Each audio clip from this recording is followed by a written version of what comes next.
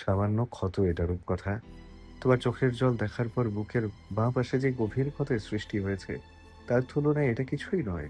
বলে এক ছটকায় রূপকথাকে নিজের কোলে বসালো সারফারাজ। এরপর রূপকথার কানের কাছে মুখ নিয়ে ফিসফিস করে বলে উঠল, শরীরের চিকিৎসা বাদ দিয়ে আমার মনের চিকিৎসার দায়িত্ব নেবে রূপকথা? রূপকথা ভীরু চোখে সারফারাজের পানে দৃষ্টি মেলল। সারফারাজের চোখ জোড়া অনেক কথা বলছে যেন রূপকথাকে। রূপকথা সবগুলোই বুঝলো বোধহয়। সে সরু চিকন আঙ্গুলি দিয়ে সারফারাজের নাকে আঁকুবুকি করে বলে উঠল, নেব। সারফারাজ অল্প হেসে রূপকথার চুল চেপে ধরে নিজের একদম মুখোমুখি এনে রূপকথার নেশা ধরানো ঠোঁটের করে চুমু আঁকলো ছোট করে। সারফারাজের স্পর্শে সারফারাজের শার্টের কলার খামচে ধরে চোখ বুজে ফেলল রূপকথা। সারফারাজ পরিতৃপ্তির হাসি হাসল শব্দ করে। এরপর হাসকি স্বরে বলল, স্ট্যাম্প মেরে দিয়ে গেলাম। আজ থেকে আমার একান্ত ব্যক্তিগত ডাক্তার তুমি। আমার অ্যাপয়েন্টমেন্ট ছাড়া আর কারো অ্যাপয়েন্টমেন্ট গ্রহণ করলে ওই দিনই হবে তোমার জীবনের শেষ নিঃশ্বাস নেওয়া এই সুন্দর ধরণীতে। চলছে আষাঢ় মাসের প্রথম দিন। মুহূর্তে মুহূর্তে সূর্য আর মেঘের লুকোচুরি খেলা চলছে। প্রকৃতি জুড়ে খুশির আমেজ, সে সাথে এলোমেলো শীতল বাতাসের হুটোপুটি। নিজের 28 বছরের চাকরি জীবনের কার্যালয় ছেড়ে বিদায় নিলেন সুফিয়ান চৌধুরী। সুফিয়ান চৌধুরীর ফেয়ারওয়েলে কেঁদে ভাসালো সহকর্মী এবং কাছের মানুষজন। এমন সৎ দক্ষ কমিশনারকে বিদায় দিতে ডিপার্টমেন্টের কেউ রাজি ছিল না, কিন্তু বাধ্য হয়ে সুফিয়ান চৌধুরীকে ছাড়তে হয়েছে। নতুন কমিশনারকে কার্যালয়ের সমস্ত কাজ বুঝিয়ে সুঝিয়ে দায়িত্বের ভার ছেড়ে দিয়ে সজল সজল চোখে বেরিয়ে এলেন সুফিয়ান। আজ রাতে ট্রেনেই ঢাকা আসবেন তিনি। এরপর কয়েকদিন রেস্ট দিয়ে নতুন কার্যালয়ে জয়েন করবেন। ঢাকা আসা নিয়ে রেখার চোখে মুখে যেই উচ্ছ্বাস আর আনন্দ ধরা দিল, তা কিছুই দেখা গেল না সুফিয়ান চৌধুরীর চোখে মুখে। রেখা ভাবলেন হয়তো দীর্ঘ বছরের চেনা পরিচিত শহর, মানুষ, স্থান ছেড়ে যাবার জন্য সুফিয়ান চৌধুরীর মন ভার। কিন্তু আসলে কি তাই? নিজেদের ঘরের আসবাবপত্র হাবিজাবি সব একা হাতে লোক মারফত ট্রাকে তুলল রেখা। সুফিয়ান একা নির্দেশনা পর্যন্ত দিল না। সংসার জীবনের অভিজ্ঞতায় রেখার যতটুকু জ্ঞান হলো ততটুকুই করল। খানিক বাদে দুজন কনস্টেবল আর এসআই আমির মাহাতাব এলো। আমির কনস্টেবলদের হেল্প করার নির্দেশ দিয়ে কিছু খাবারের বক্স রেখার সামনে নিয়ে মুচকি হেসে দাঁড়িয়ে বলল, ম্যাম, আমার ওয়াইফ পাঠিয়েছে আপনাদের জন্য। নতুন বাসায় রান্না করতে অনেক ঝামেলা হবে, তাছাড়া রাতের জার্নি। বলে আবির কিছুক্ষণ নীরব রইল। এরপর ইতস্তত করে বলল, কাল গেলে কোনো অসুবিধা ছিল? চিন্তিত ভঙ্গিতে আবিরের থেকে খাবারের বক্স দিতে নিতে রেখা প্রত্যুত্তর করল, তোমার শরীরের কি যেন হয়েছে? আজকাল কেমন মনমরা হয়ে থাকছে, সারাক্ষণ কি যেন ভাবে। আবির নিজেও বিষয়টা খেয়াল করেছে। চটপটে হাসি খুশি কমিশনার সাহেব হুট করেই কেমন নিশ্চুপ হয়ে গেলেন। সারাক্ষণ তাকে উদাসীন লাগে। এর হেতু আবির নিজেও খোঁজ করেছে, কিন্তু ব্যর্থ হয়েছে। রেখা আবিরের পানে তাকিয়ে বলে উঠল, উনি কে নিয়ে এলেন আজে? আবির খানিক বেপে হেসে উত্তর করল। রেখা প্রশস্ত হেসে বক্সগুলো ঘরের ভেতরে নিয়ে যেতে যেতে বলে উঠল, খুব মিস করব তোমাদের। অবশ্যই সময় পেলে ঢাকা যাবেন। আর নতুন অতিথির জন্য শুভকামনা রইল। আবির ধন্যবাদ জানিয়ে সুফিয়ান চৌধুরীর তালাশ করল। বাংলোর পাশের গার্ডেন নির্দেশ করে রেখা জবাব দিল, বাগানে পাবে। বিশ্রাম নিচ্ছে হয়তো। ঘর অগাছালো, হাঁটা চলার জায়গা নেই। আবির মাথা ঝাঁকিয়ে গার্ডেনের অভিমুখে পা বাড়ালো। কংক্রিটের পাতানো হেলদা চেয়ারে মাথা এলিয়ে চোখ বুজে বসে আছেন সুফিয়ান চৌধুরী। কোনো কিছুই তার ভালো লাগছে না। চেনা পরিচিত ভয়, দুশ্চিন্তা সর্বদিক থেকে গ্রাস করেছে তাকে। রেখা নরম মনের মানুষ। সুফিয়ান তাকে চাইলেও খোলামেলা কিছু বলতে পারে না। সবকিছু মনের ভেতরে গোপন করতে করতে নিজেই ভেতর থেকে অসুস্থ হয়ে যাচ্ছেন। যে ভয় ধীরে ধীরে এতগুলো বছর বুকে জমে জমে স্তূপ হয়েছে, তা যেন আরো ভারী হয়ে উঠেছে ক্রমশ। রূপকথা আর সারফারাজের বিষয়টা কিছুতেই মেনে নিতে পারছেন না তিনি। সন্তানের ভালো চাওয়া অন্যায় নয়, হোক রূপকথা অন্য কারো সন্তান, কিন্তু সুফিয়ান চৌধুরী তো তাকে পেলে পুষে বড় করেছেন। নিজের সবটা উজাড় করে ভালোবেসেছেন। নিজ সন্তানের মতোই আদর যত্ন করেছেন। বাবা হিসেবে দায়িত্ব পালনেও করেনি এক বিন্দু গাফিলতি। তবে মেয়ের ভবিষ্যৎ নিয়ে হস্তক্ষেপ করার অধিকার কেন পালন করতে পারবেন না? শেষ পর্যন্ত আমাকে এভাবে নিঃস্ব করে ফিরে এলে তুই সারফরাজ। তোর মতো হৃদয়হীন মানুষ আদেও আরেকটা মানুষকে ভালোবাসতে পারে? কিন্তু আমি বাবা হয়ে কি করে মেয়েকে বলি হতে দেব বলো? রূপকথার অনিশ্চিত ভবিষ্যৎ কল্পনা করেই চোখ ফেটে জল গড়াতে চাইল সুফিয়ান চৌধুরীর, কিন্তু নিজেকে কঠিন শিকলে বেঁধে চোয়াল চেপে নিজেকে সামলে মনে মনে বলে উঠলেন, তোকে আমি রূপকথার ছাও মারাতে দেব না সারফরাজ। মেয়েকে রক্ষার জন্য যদি সত্যি এবার তোর হাতে প্রাণ খোয়াতে হয় তবে আমি রাজি।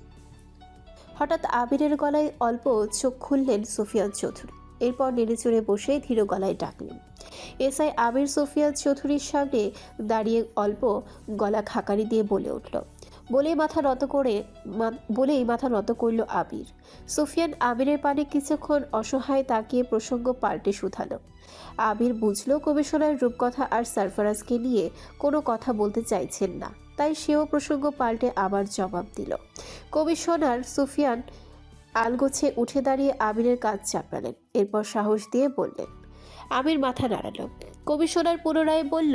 আবির ঘড়িতে সময় পরখ করে বলল। সুফিয়ান তপ্তশ্বাস ফেলে বলে উঠল, কথাটি কেমন অসহায়ের ন্যায় বললেন সুফিয়ান। আবির মাহতাব মাথা ঝাঁকিয়ে আশ্বাস দিয়ে জবাব দিল, সার্পেন্ট বায়োল্যাব, পূর্বাঞ্চল, Dhaka. Serpent bio pharmaceutical company খুবই পরিচিত একটা মাল্টিন্যাশনাল কোম্পানি। পূর্বাঞ্চলের বিশাল বড় জায়গা নিয়ে বছর 2 আগেই নির্মাণ হয়েছে এই কোম্পানি। বাংলাদেশ সহ বিশ্বের আরও কয়েকটা দেশে নিজেদের শাখা খুলে রাতারাতি সুনাম গামিয়ে চলেছে সার্পেন্ট বায়োল্যাব, কিন্তু প্রধান শাখা ক্যালিফোর্নিয়ায়। এত নামি দামি কোম্পানি, অথচ কেউ জানে না এই কোম্পানির মালিক কে। প্রথম 2 বছরে কোম্পানি ভালো বিজনেস করলেও হঠাৎ সমালোচনার তোপে পড়ে যায়। কোনো এক 27 বছর বয়সী সাহসী সাংবাদিক তার ক্রাইম রিপোর্টে এই কোম্পানি সম্পর্কে তুলে ধরেন কিছু ভয়ানক তথ্য। এই কোম্পানির নিউরোড্রিম নামের একটি এক্সপেরিমেন্টাল ড্রাগ কালোবাজারে রাতারাতি জনপ্রিয় হয়ে উঠেছে। এই ড্রাগ নাকি মানুষকে আত্মিক সুখ এনে দেয়, কিন্তু একটা নির্দিষ্ট ডোজ পার হলেই সেটাই ভয়ানক সাইকোসিস তৈরি করে। আইনত এটা নিষিদ্ধ, কিন্তু লুকিয়ে কর্পোরেটভাবে উৎপাদন চলছেই। অল্প বয়সী ছেলে মেয়ে, ভার্সিটির স্টুডেন্ট থেকে শুরু করে হীনমনতায় ভোগা মানুষজন বেশি ক্রয় করছে এই মেডিসিন। সেই সাথে ধীরে ধীরে বাড়ছে অনিয়ন্ত্রিত মৃত্যু ঝুঁকি। তবে এসবের পেছনের মূল হোতাকে সেটা খুঁজে বের করাই যেন দুষ্কর। কিন্তু উত্তাল প্রশাসন হুট করেই মুখে কুলো পেটে নিল। সাংবাদিক নিঝুম ইয়াসমিনের সমস্ত রিপোর্ট মিথ্যাচার এবং নিউরোড্রিম কোনো ক্ষতিকর মেডিসিন নয়, এই মন্তব্য জারি করে দমিয়ে দেওয়া হলো 27 বছর বয়সী এই ক্রাইম ইনভেস্টিগেট তরুণী সাংবাদিককে। কিন্তু থেমে রইল না সে। পুরো উদ্যমে এই ড্রাগ সম্পর্কে স্ট্রং এভিডেন্স জোগাড়ে তৎপর হলো। কিন্তু এইটুকুর একটা মেয়ে এত সাহস কোথায় পেল? কে কলকাঠি নাড়ছে এই মেয়ের পেছনে? কথাটি বলেই সাফিন হায়দার গলার টাইয়ের নট ঠিক করতে ব্যস্ত হলো। সাফিন হায়দারের মুখ পানে তাকিয়ে রুদ্র দাঁত কটমটিয়ে উত্তর করল, একদিন দুদিনের প্রজেক্ট নয় এটা। কত কোটি কোটি ডলার খরচ হয়েছে এটার পেছনে, হিসাব করেছেন কখনো? আপনাদের গাফিলতির জন্য এসব হচ্ছে, নয়তো এত বড় সত্য উন্মোচন হলো কি করে? রুদ্রের ধমকে ধীরলয়ে সাফিন হায়দার উত্তর করলেন। তাহলে এই মেয়ে জানলো কি করে? ভূত এসে তার কানে কানে বলে গিয়েছে? সাফির হায়দার কোনো উত্তর না করে মাথা নিচু করে বসে রইল। রুদ্রের চোখে জোড়া কেমন আগুনের ন্যায় জ্বলছে। ঠোঁটে একটা সিগারেট ঠুসে লাইটারে দিয়ে আগুন ধরাতে ধরাতে রুদ্র বলল, কোম্পানির শেয়ার চেঞ্জ করার ব্যবস্থা করুন। ডেভিল কিং কোম্পানির হয়ে আমি শেয়ার কিনে নেব।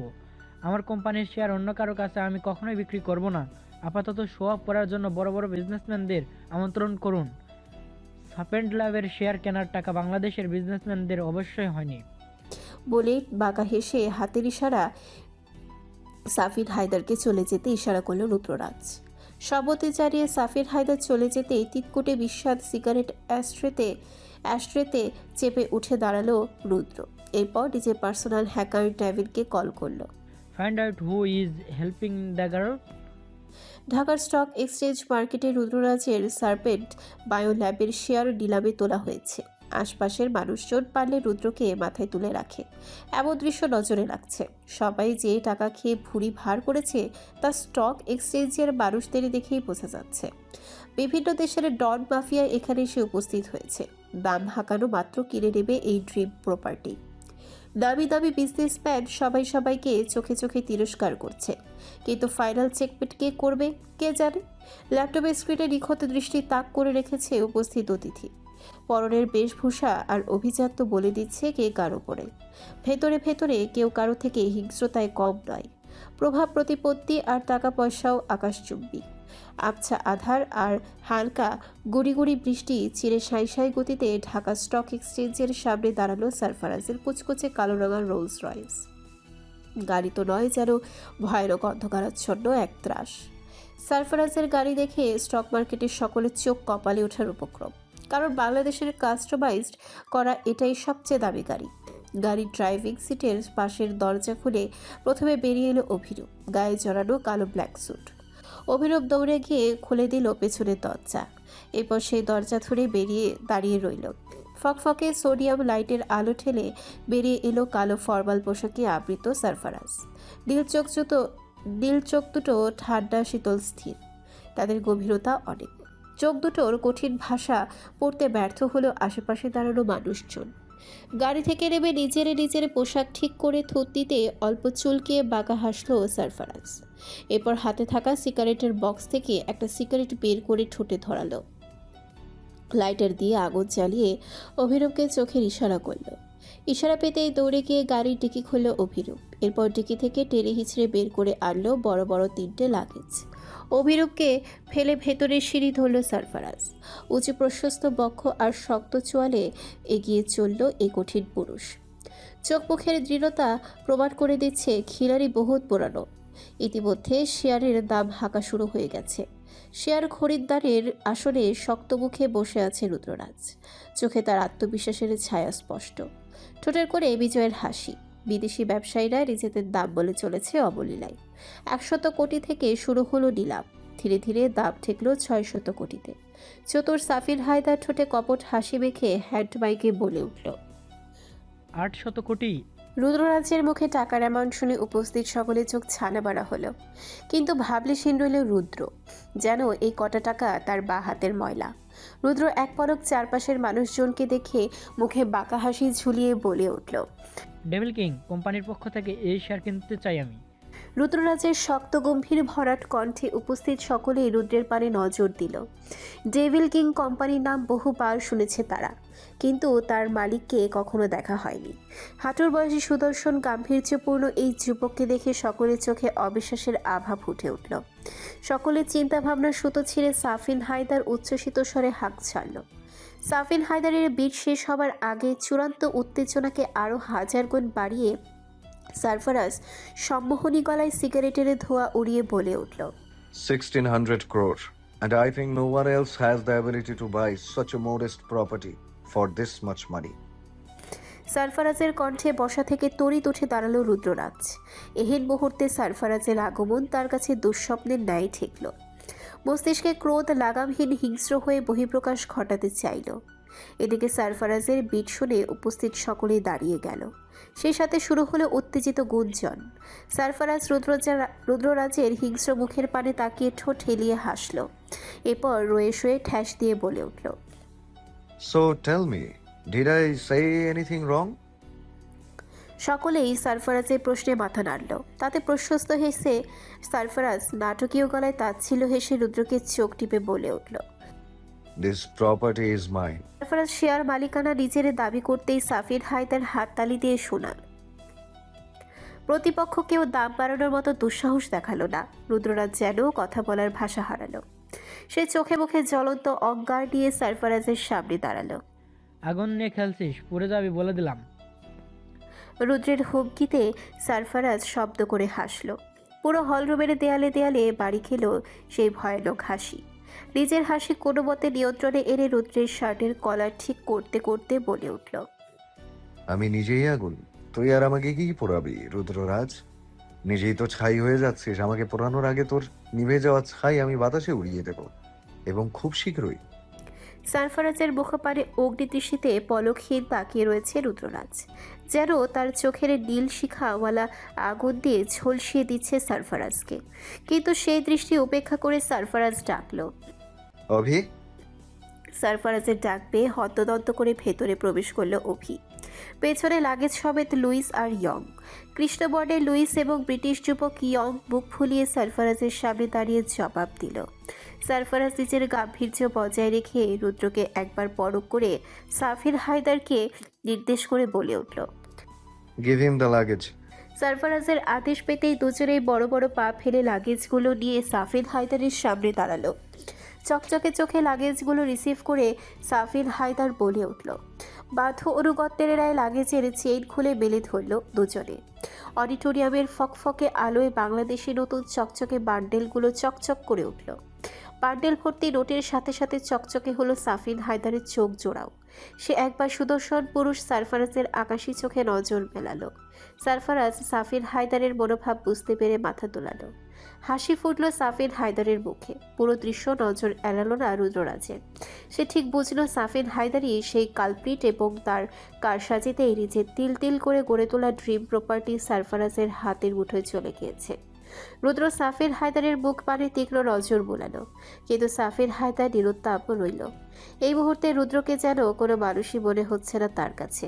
কিছুক্ষণ আগেই যে সাফিন হায়দার রুদ্ররাজকে সারসার করতে করতে মুখের ফেরা তুলে ফেলছিল, এখন সেই সাফিন হায়দার যেন তুচ্ছ তাচ্ছিল্য করতে ভুলছে না তাকে। গিরগিটের মতো সাফিন হায়দারের রং পাল্টালো দেখে রুদ্র বিড়বিড় করে বলে উঠল। You will die Safin Haider. I will give you a death so brutal you could not even imagine it. নিজের স্বপ্নের পতন দু চোখে সহ্য করতে পারল না রুদ্র। দাঁতে দাঁত পিষে হাত মুঠি বদ্ধ করে সারফারাজকে হিংস্র গলায় বলে উঠল। এর ফল কতটা হৃদয় বিদারক হবে তা দুঃস্বপ্নেও তুই ভাবতে পারবি না সারফারাজ। সেদিন দুটো অপশন খোলা থাকবে তোর সামনে, ডু অর ডাই। আর দাঁড়ালো না রুদ্ররাজ, হনহন করে বেরিয়ে এলো। রুদ্ররাজের হুমকিতে কিছুক্ষণ স্তব্ধ রইল সারফারাজ। এরপর মনে মনে ভাবল, হারানোর মতো কিছু কি আর অবশিষ্ট আছে আমার? ডু অর ডাই অপশন থেকে আমি ডুই বেছে নেব, and the final checkmate will be mine. রুদ্ররাজের প্রস্থান নেবার পর মুখে প্রশস্ত হাসি ঝুলিয়ে সারফারাজের পানে দৌড়ে এলো সাফিন হায়দার। পারলে সারফারাজকে মাথায় তুলে নাচতো এই মুহূর্তে সে, কিন্তু এত বড় লম্বা চড়া মানুষকে এক চুলে শূন্যে তোলার তাকত নেই তার। সারফারাজের সামনে এসে সাফিন হাত কচলে চোখের ইশারায় বলে উঠল। সাফিন হায়দারের লোভাতু দৃষ্টিতে তাকিয়ে রহস্যময় হাসল সারফারাজ।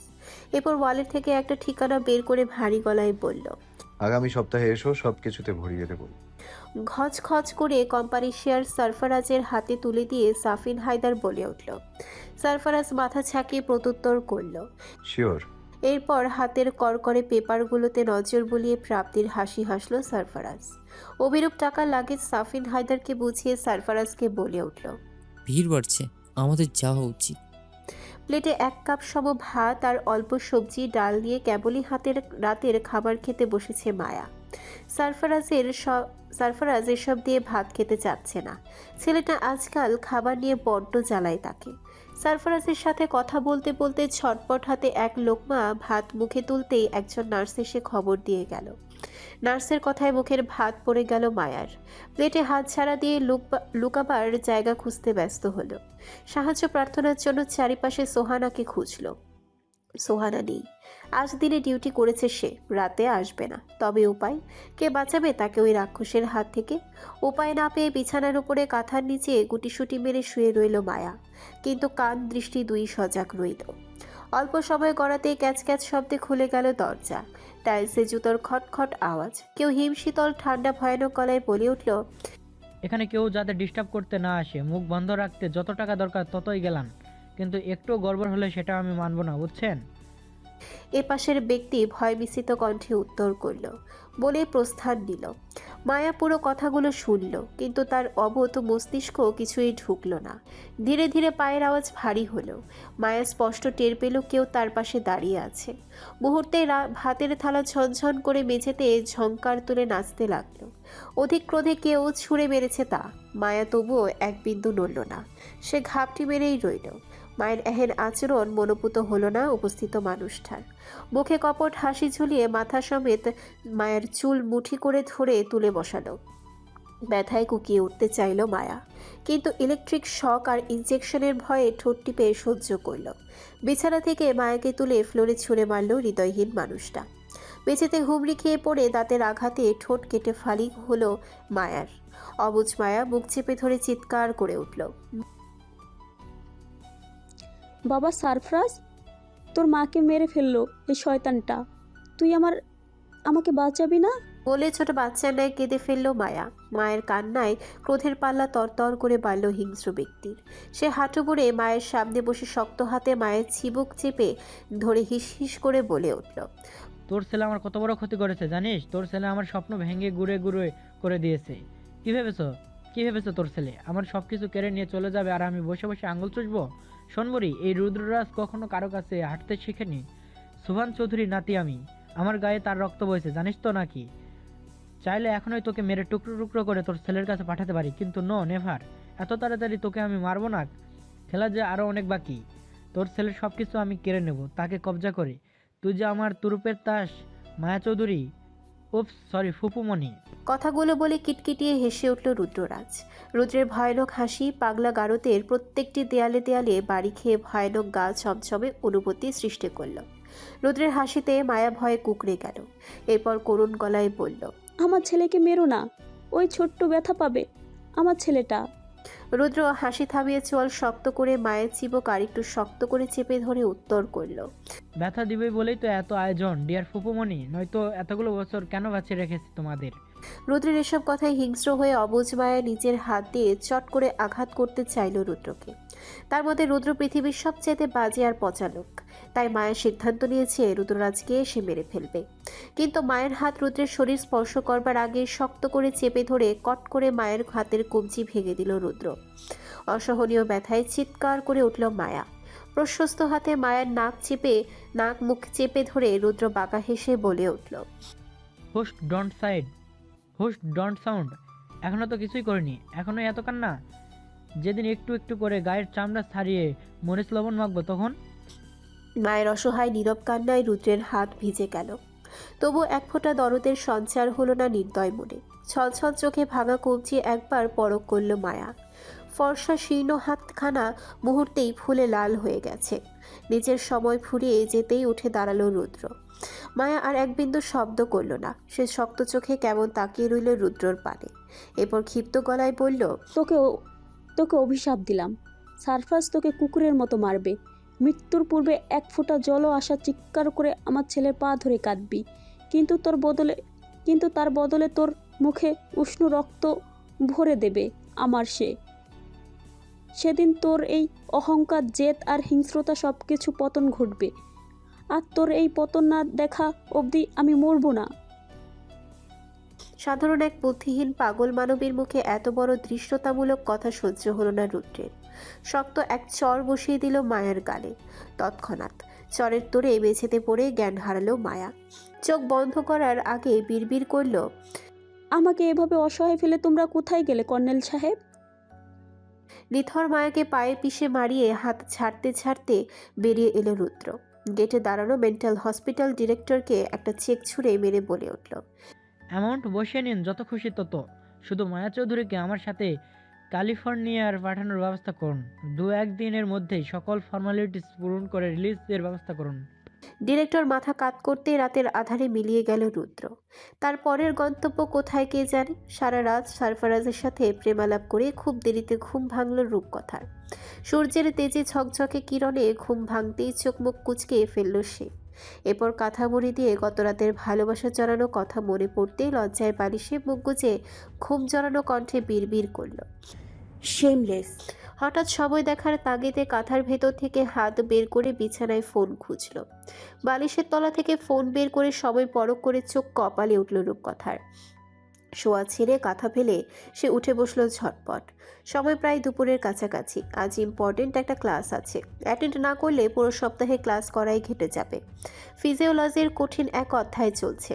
হাতে সময় মাত্র 1 ঘন্টা।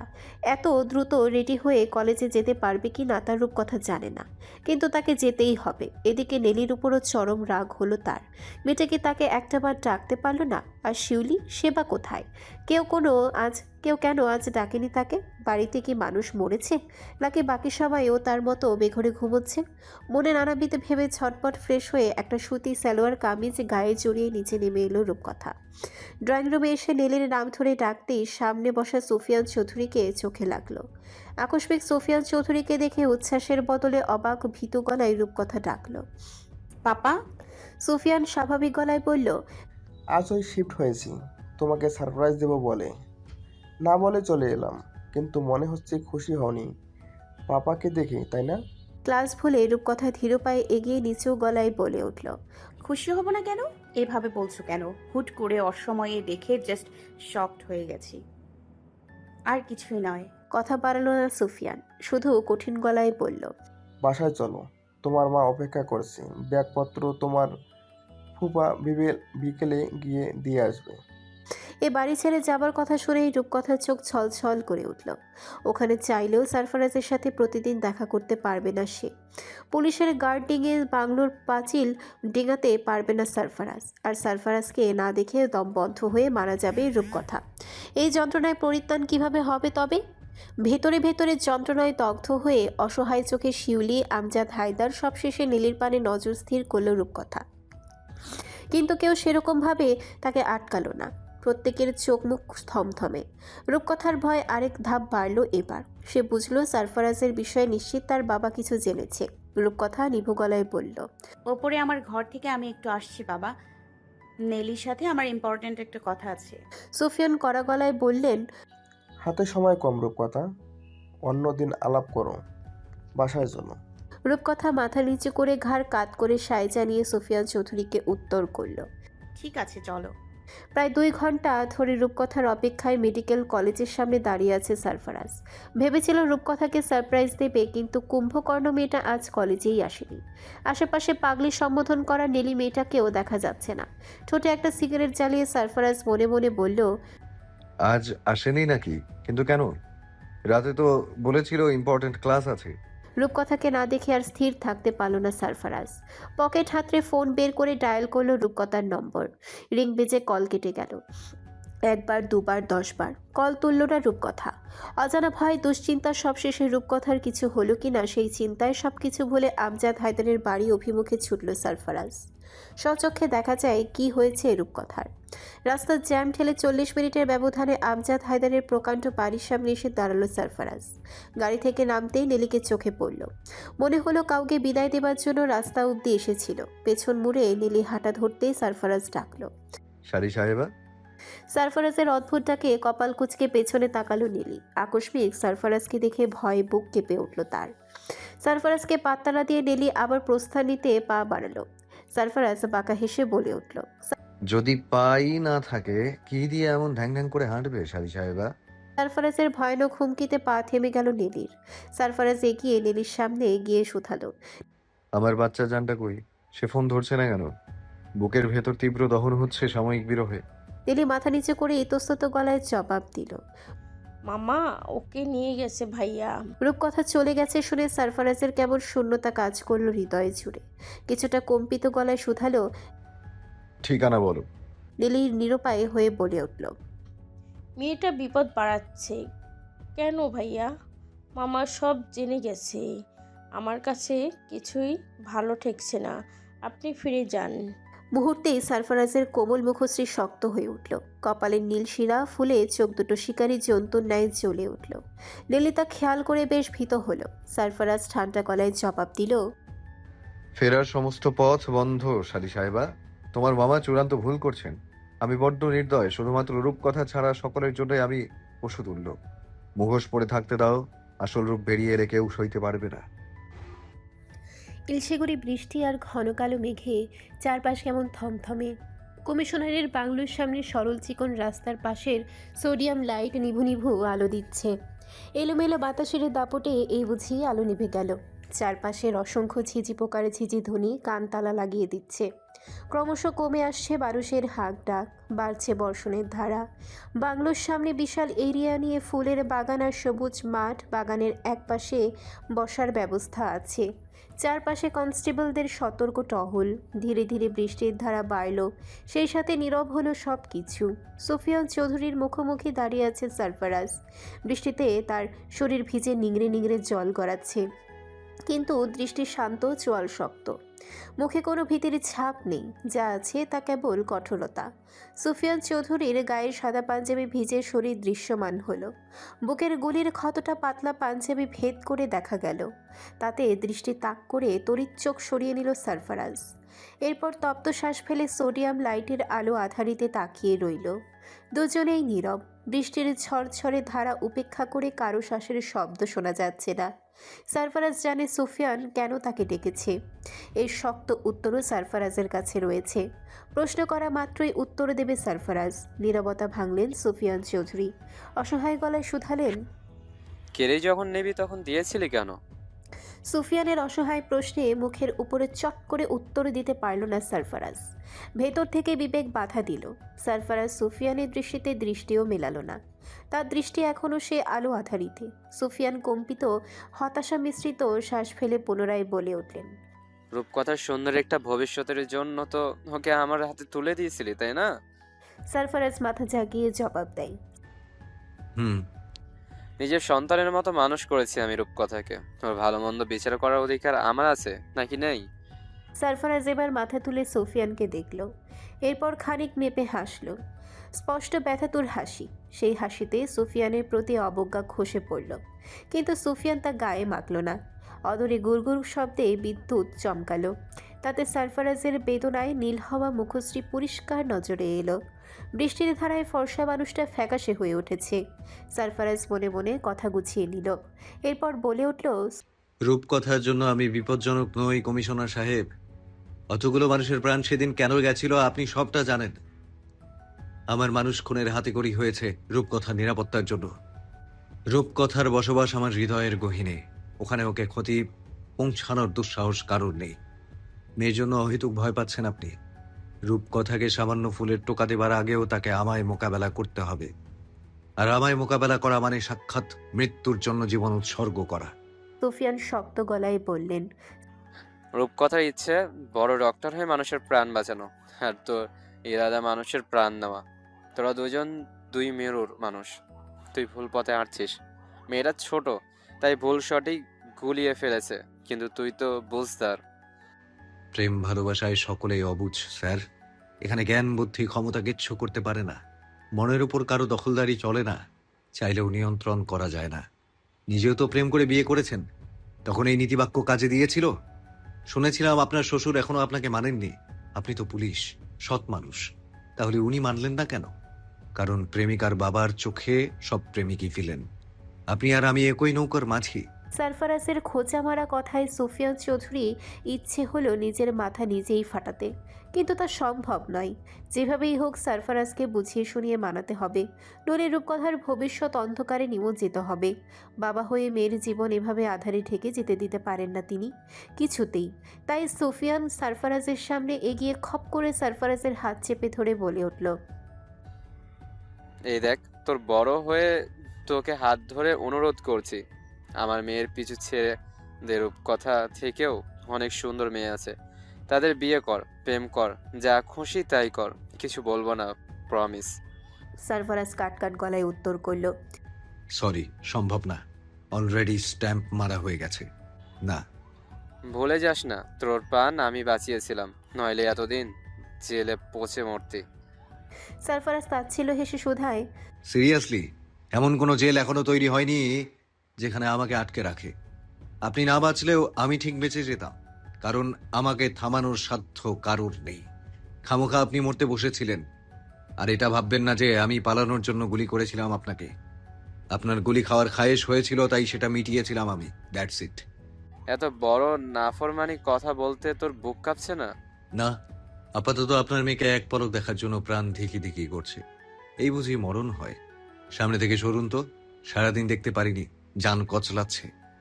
সারফারাজ এর প্রেম ঘটিত কথায় সুফিয়ান চৌধুরীর চোখ বুজে এলো। সে পরিস্থিতি সামাল দিতে সারফারাজের কাঁধ বুলিয়ে বোঝানোর মতো করে বলে উঠল, আমার ফেরার সমস্ত পথ বন্ধ কমিশনার সাহেব। আর আমার বিয়েতে আপনার কষ্ট করে দাঁড়িয়ে থাকতে হবে না। আমি একাই বিয়ে করতে পারবো? এবার সুফিয়ান ক্রুদ্ধ হলেন। এই ছেলে নিজের সিদ্ধান্তেই অটল থাকবে তা সুফিয়ান খুব ভালো করেই বুঝলেন, তাই রাগী গলায় বললেন। রূপকথাকে ঠিক ফেরানো আমি দেখছি তুই। সারফারাজ শব্দ করে হেসে বলে উঠল, আমার চাইতে 2 ধাপ উপরে আপনার মেয়ে। পারলে ফিরিয়ে দেখান। আপনি ফেরাতে পারলে আমি কখনোই ওকে ডিস্টার্ব করব না, গড সোয়ার। কিন্তু ফেরাতে না পারলে আমাকেও থামাতে পারবেন না আপনি। বলে হন হন করে বাংলোর আঙিনায় গিয়ে দাঁড়ালো সারফারাজ। এরপর ডাকলো, এই ফেয়ারিটেল। নিজ কক্ষে বসে বসে ফুপিয়ে কেঁদে চলেছে রূপকথা। সুফিয়ান রূপকথার হাতে ধরে বুঝিয়েছে সারফারাজ মানুষ ভালো নয়, সে রূপকথার জন্য ক্ষতিকারক। কিন্তু রূপকথা তা মানতে নারাজ। সুফিয়ানের কষ্টে রূপকথা নিজেও ব্যথিত হয়েছে।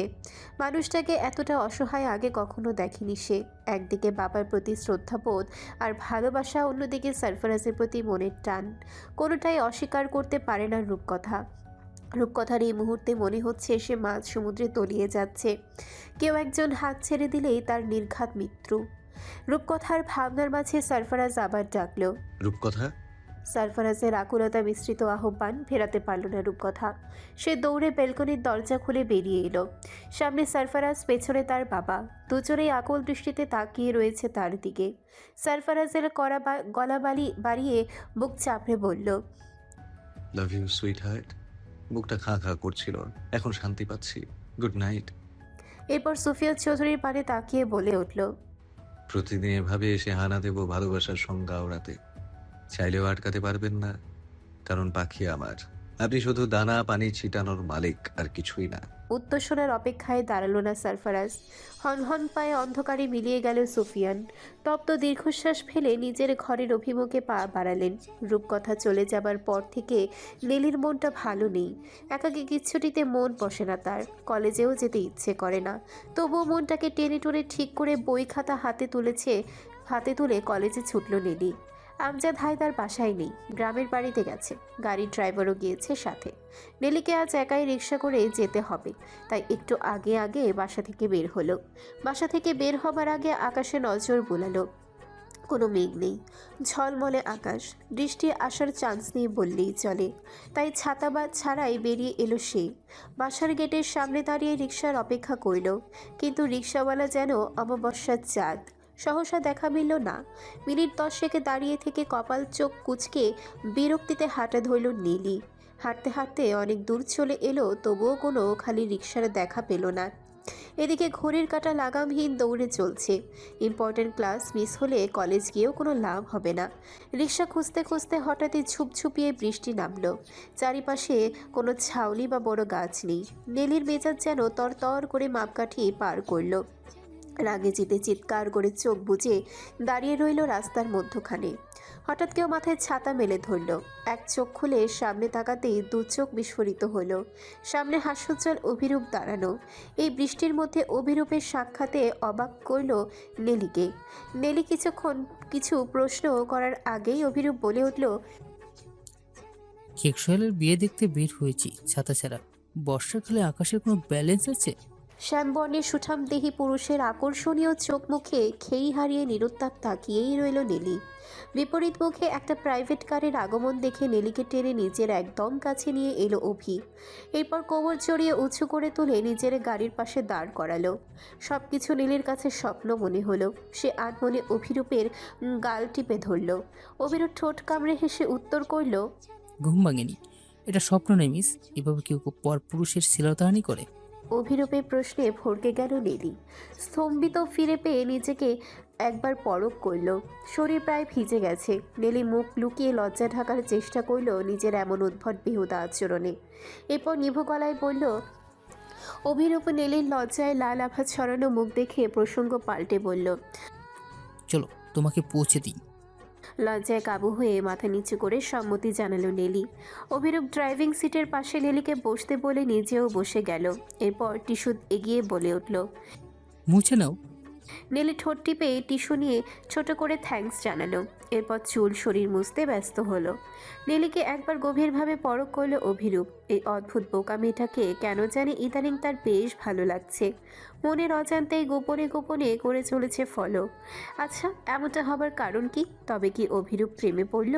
সুফিয়ান চৌধুরীর পুরনো এক বন্ধুর মেয়ের বিয়ে আজ। ভদ্রলোক নিজে এসে অনুরোধ করে গেছেন পুরো পরিবারকে উপস্থিত হবার জন্য।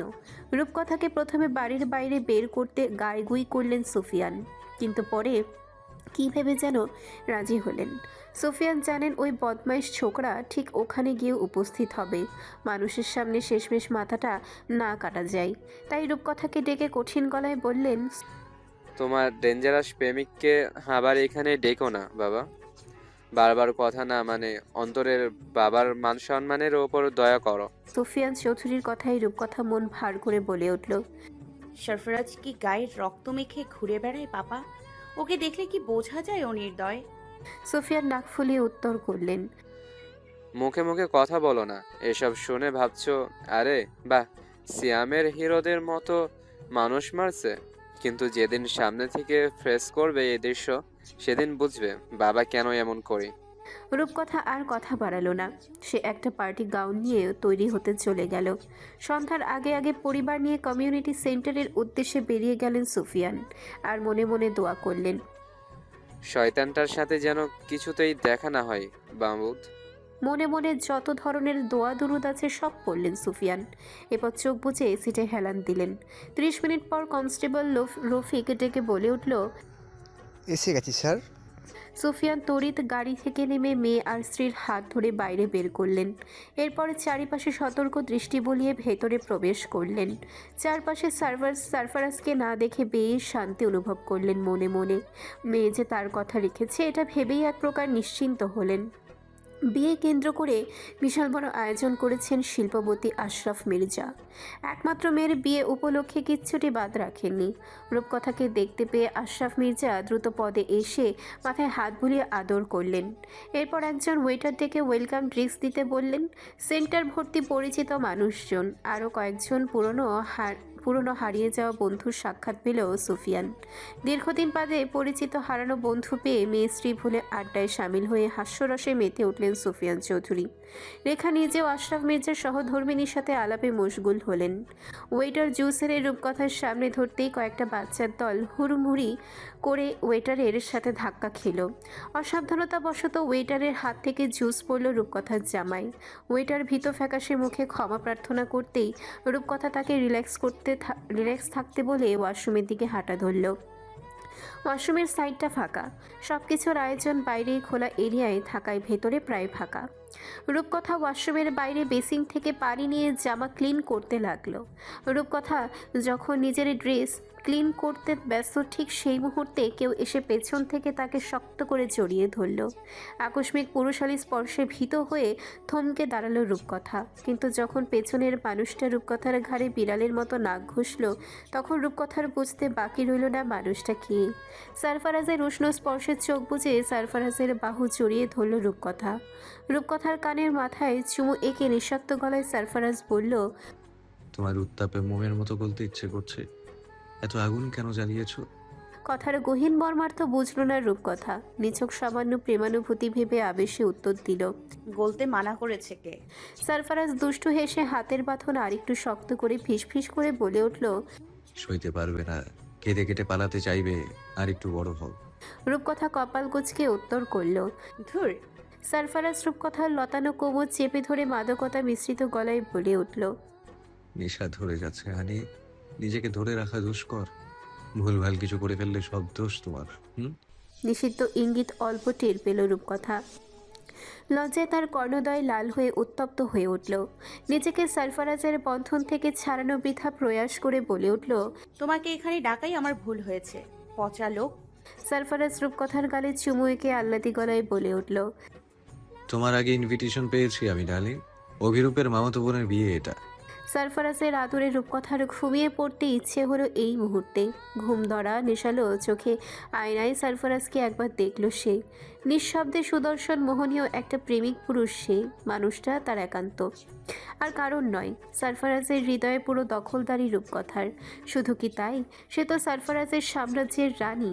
সেখানে শুধুমাত্র রূপকথার রাজত্ব চলে, আর কারণ না। রূপকথা তৃপ্তির হাসির রেখা ঠোঁটে ফুটিয়ে সারফারাজের পানে ঘুরে শক্ত করে জড়িয়ে ধরল সারফারাজের কোমর। এরপর চোখ বুজে আবেশে গলায় বলে উঠল, তোমার হৃদয় স্পন্দন কার নামে জপে সারাক্ষণ? সারফারাজ রূপকথার নাকে চুমু খেয়ে জবাব দেয়। যার বসবাস এখানে তার। রূপকথার উষ্ণ স্পর্শে ধীরে ধীরে শ্বাস ভারী হয় সারফারাজের। লজ্জায় নুয়ে পড়ে রূপকথা। সারফারাজ রূপকথার কপালে কপাল ঠেকিয়ে হাঁপানো গলায় বলে ওঠে, I'm dying to have you, my sweet madness. I think I have to go now. Otherwise, I will go insane and you will lose everything. কিছুক্ষণ আগেই মানুষের যে চাপা গলার স্বর পাওয়া যাচ্ছিল ওয়াশরুমের ভেতর থেকে, তা এখন আর নেই। চারপাশ নীরব নিশ্চুপ, সবাই বোধ করি বিয়ের আনন্দ রোশনাইয়ে মত্ত হয়েছে। এদিকে সারফারাজের কথাকে উপেক্ষা করে তাকে যেতে দিল না রূপকথা। নিজের সবটুকু শক্তি দিয়ে আষ্টে পৃষ্ঠে জড়িয়ে সারফারাজের বুকে মুখ ডুবিয়ে লম্বা শ্বাস টানল সে। এরপর জড়িয়ে যাওয়া মুগ্ধ গলায় বলল, এই বুকটা আমার এতটাই নিরাপদ স্থান মনে হয়, যেমনটি মায়ের পেটে গুটিয়ে থাকে ছোট নরম তুলতুলে ভ্রূণ। তোমার বুকে মাথা রাখলে মনে হয় পৃথিবী থেমে গিয়েছে। কোনো হতাশা, দুশ্চিন্তা, ভয় আমাকে তাড়া করতে পারে না। মনে হয় এর চাইতে নিরাপদ, শান্তিময় স্থান পৃথিবীর আর কোথাও নেই। তোমার বুকের হৃদ গতি আমার সব কিছু এলোমেলো করে, আমি পাগল হয়ে যাই। আচ্ছা, এই হৃদয় কি আর কখনো কারোর আধিপত্য চলতে দেবে তুমি? প্রশ্নটি করে উত্তরের অপেক্ষায় সারফারাজের মুখপানে চঞ্চল পলকে তাকিয়ে রইল রূপকথা। রূপকথার ঝলমলে চুলগুলো চোখের বড় বড় পাপড়ির নিকট হুটুপুটি খাচ্ছে। সেই চুল আলগোছে কানের পিঠে গুজে সারফারাজ রূপকথার চোখের করে চুমু খেল। এরপর আদরে গলায় বলল, এই মন শহরের মালকিন তুমি, আর আমি তোমার ভৃত্য। তোমাকে হটিয়ে এখানে আধিপত্য বিস্তার করবে কার সাথে? রূপকথা আবেশের চোখ বুজে শক্ত করল হাতের আলিঙ্গন। এরপর চাপা গলায় বলল, পরম শান্তিতে পুরো রাত তোমার প্রশান্ত বুকে ঘুমোতে ইচ্ছে করছে, কিন্তু হার্টবিটগুলো খুব জ্বালাচ্ছে। সারফারাজ রূপকথার মাথায় হাত বুলাতে বুলাতে মাদকতা মিশ্রিত গলায় বলে উঠল, তুমি চাইলেই তারা আর তোমাকে জ্বালাবে না, আমি তাদের রুখে দেব। তড়িৎ নিজের সরু নরম তুলতুলে তর্জনী আঙ্গুল সারফারাজের ঠোঁটে আলতো ছুঁয়ে এই রূপকথা ফিসফিস করে বলে উঠল, এসব পচা কথা বলে না। তুমি তো দেখছি বিয়ের আগে আমাকে বিধবা করতে চাইছো, বজ্জাত লোক। সারফারাজ বাঁকা হেসে রূপকথার আঙ্গুলে কামড়ে ধরল। অল্প ব্যথায় মিহি আর্তনাদ করল রূপকথা। এতে আরেকটু হাসল সারফারাজ। এরপর কানের কাছে মুখ এনে হাসকি স্বরে বলল, আমার বউ হলে এমন এমন আর্তনাদ যুক্ত ব্যথা প্রতি মুহূর্তে মুহূর্তে সইতে হবে তোমায়। আগেই বলেছি আমি নিষ্ঠুর।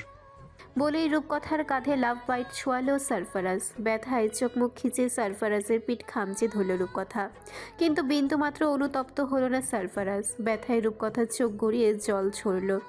সেই জল চুমু একে শুষে নিয়ে সারফারাজ ফিসফিস করে বলে উঠল, যন্ত্রণা মিশ্রিত ভালোবাসা সইতে পারবে? রূপকথা চট করে সারফারাজের হাত তুলে ধরে শক্ত এক কামড় বসিয়ে সবগুলো দাঁত বিধিয়ে দিল। কিন্তু চোখ মুখের সামান্যতম পরিবর্তন হলো না সারফারাজের। দীর্ঘ সময় পর নিজেই ছেড়ে দিল রূপকথা। সারফারাজের ফর্সা হাত ধারালো দাঁতের আঘাতে রক্তাক্ত হলো। সে দৃশ্যে রূপকথা ভড়কে গেল।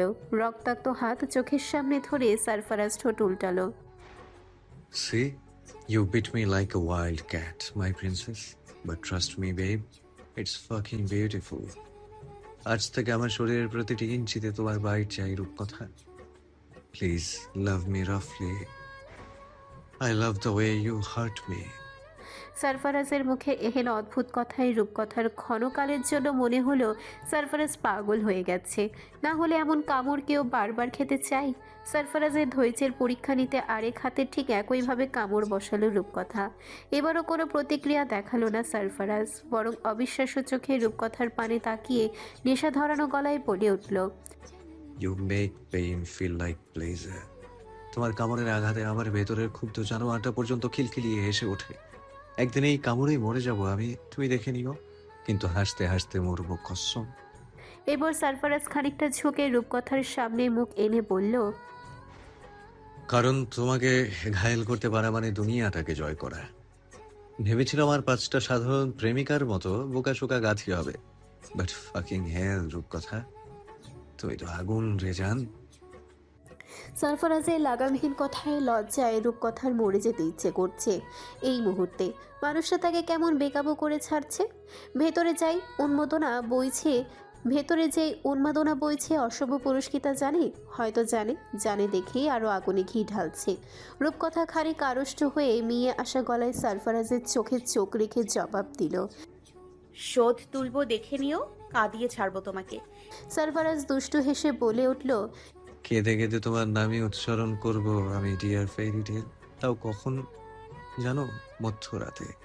দূর থেকে কেউ একজন সারফরাজ আর রূপকথাকে আলিঙ্গন অবস্থায় দেখে জ্বলে উঠল।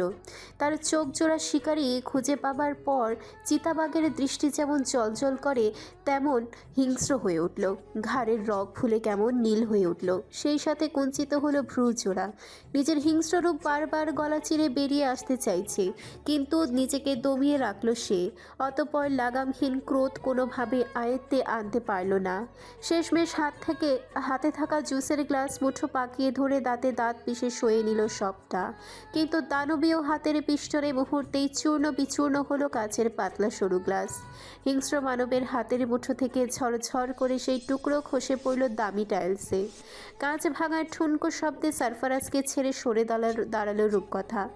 আকস্মিক শব্দের উৎস খুঁজতে আশেপাশে নজর বুলালো সারফরাজ, কিন্তু কিছুই নজর এড়ালো না। কিন্তু সারফরাজের চতুর মস্তিষ্ক অন্য কিছুর ইঙ্গিত দিল। রূপকথাকে চোখের ইশারায় বেরিয়ে যেতে বলে নিজেও ছুটল অন্য পথে। ভারী ছাড়ানো গাউন দুই হাতে উঁচু করে ধরে হলরুমে ছেড়ে বাইরে বেরিয়ে এলো রূপকথা। আশেপাশে কতিপয় ওয়েটার ছাড়া আর কেউ নেই। সকলেই বোধহয় কনেকে যেখানে বসানো হয়েছে সেখানে জটটা পাকিয়েছে। চারিপাশে উচ্চস্বরে মিউজিক বাজছে আর অল্প বয়সী ছেলেমেয়েদের আনন্দ চিৎকার। এই মুহূর্তে এসব ভালো ঠেকল না রূপকথার। সে নির্জন একটা জায়গায় খানিক সময় নিয়ে বসতে চাইল। এরপর দৃষ্টি মেলে চারপাশে খুঁজল এমন স্থান। মুহূর্তেই সুইমিং পুলের এরিয়ায় একটা ফাঁকা বসার স্থান নজরে আটকালো তার। ঠোঁটে অল্প হাসি ফুটিয়ে সেখানে পা বাড়ালো, কিন্তু হঠাৎ কারোর সাথে ধাক্কা খেল রূপকথা। সামনে দাঁড়ানো মানুষটির উদ্দেশ্যে সরি বলে অমায়িক হাসল সে। এরপর ভরাট গলায় বলে উঠল, nice to meet you miss Roop. ওফ সরি, রূপকথা চৌধুরী। যুবকের কণ্ঠে জামা ছেড়ে বিস্ফোরিত নজরে উপরে তাকালো রূপকথা। ঠোঁটে রহস্যময় হাসি ঝোলানো রুদ্ররাজকে দেখে শরীর কেমন ঝাঁকুনি দিয়ে উঠল। সেই সাথে মেরুদণ্ড বেয়ে হিমস্রোত নেমে গেল। পা দুটো অসাড় হলো, কেঁপে উঠল ঠোঁট। ভীত রূপকথা মাথা নিচু করে চলে যেতে পা বাড়ালো, কিন্তু খপ করে রূপকথার হাত টেনে ধরল রুদ্রের এহেন দৃষ্টতায় রূপকথার চোখ কপালে উঠল। সে হাত ছাড়ানোর কঠিন প্রয়াস করে শক্ত গলায় বলে উঠল, এসব কী ধরনের অসভ্যতামি? হাত কেন ধরেছেন? স্টুডেন্টের সাথে এমন নোংরামি আপনাকে মানাচ্ছে না ডক্টর রুদ্র। রূপকথার কথায় তাচ্ছিল্য হাসল। এরপর হাসকি গলায় বলল, যখন গভীর রাতে আমাকে মেসেঞ্জারে নক করেছিল তখন এসব নীতিবাক্য কথাই ছিল। রুদ্রের কথা খারাপ বজ্র আঘাত হয়ে পড়ল রূপকথার মাথায়। মেসেঞ্জারে অদ্ভুত যুবকের গলার স্বর ট্রেনে একই কেবিনে রুদ্ররাজের আগমন, ক্লাসে তাকে ইচ্ছে করে ট্রিজ করা, সব কেমন দিনের আলোয় ন্যায় ফকফকে হলো রূপকথার কাছে। নিজেকে কোনো মতে ধাতস্থ করে রূপকথা জবাব দিল, নিছক মজা ছিল। ও তো দ্যাটস ইট। আর আমি জেনে বুঝে করিনি।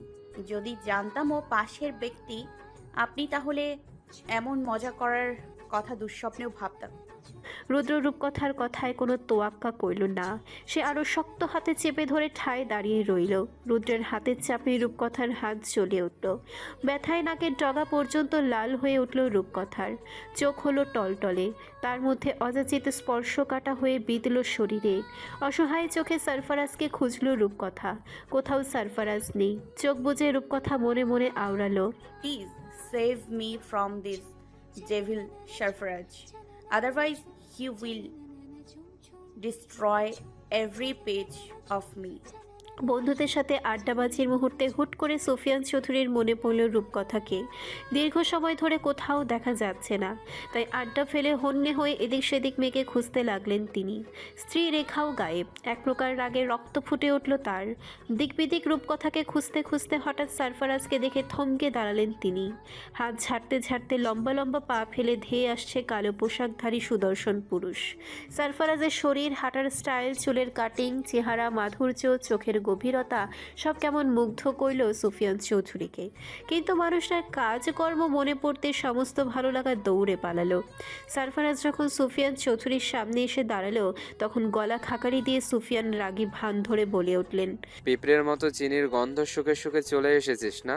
মানে বুড়ো বয়সে আমাকে এক বিন্দু শান্তি দিবি না?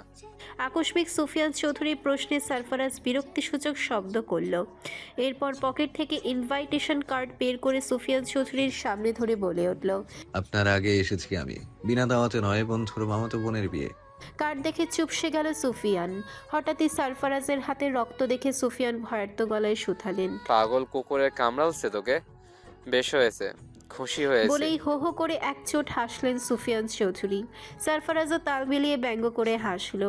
এরপর বলে উঠল, খুশি হবার কোনো ঘটনা ঘটেনি কমিশনার সাহেব। পাগলা কুকুরে কামড় দেয়নি আমাকে, আপনার মেয়ে কামড়েছে। বলতে পারেন ভালোবাসার সাইড ইফেক্ট। মুহূর্তে হাসি থেমে গেল সুফিয়ান চৌধুরীর। সে তাৎক্ষণিক বুক চেপে ধরে চোখ উল্টিয়ে বলে উঠলেন, নাউজুবিল্লাহ, ইন্না লিল্লাহ।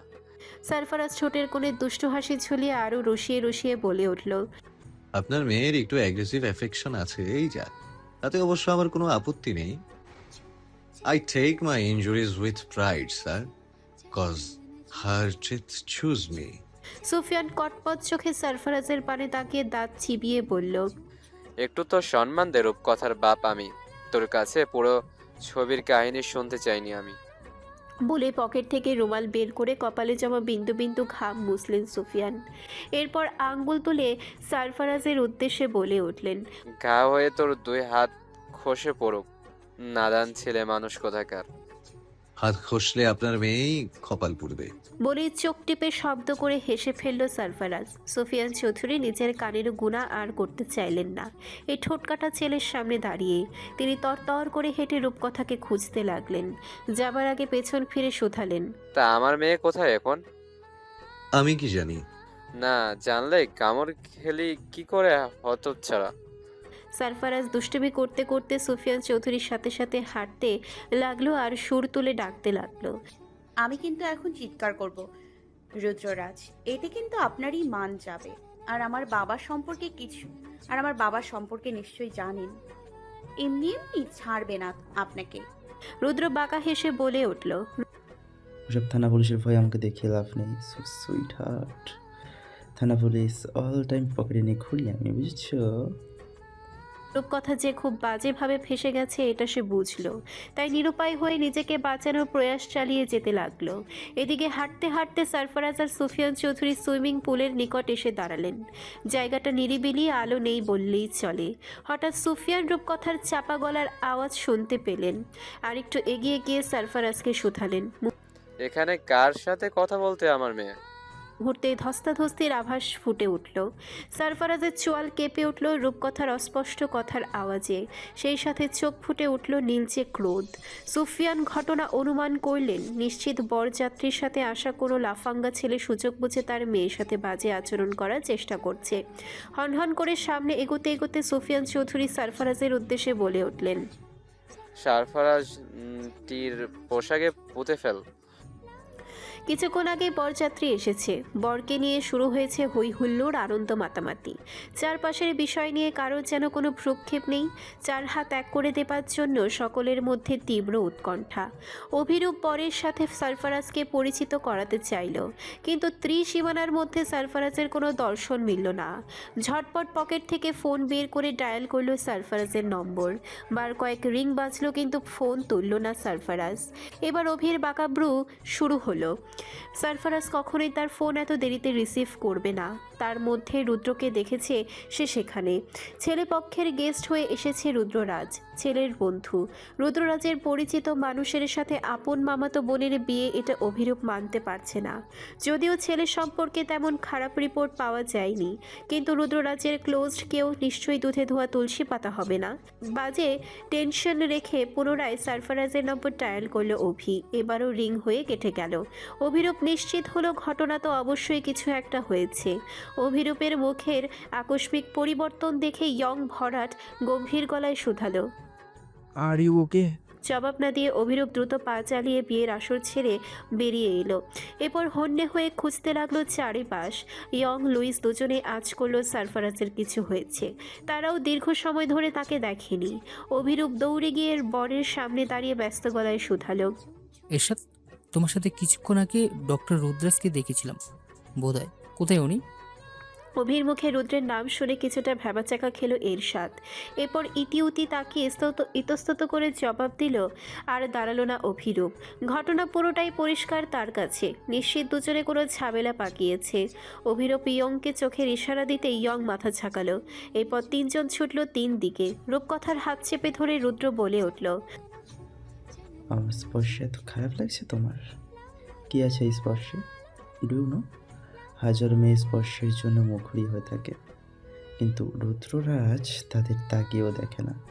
You are special and lucky girl, cause my heart has chosen you.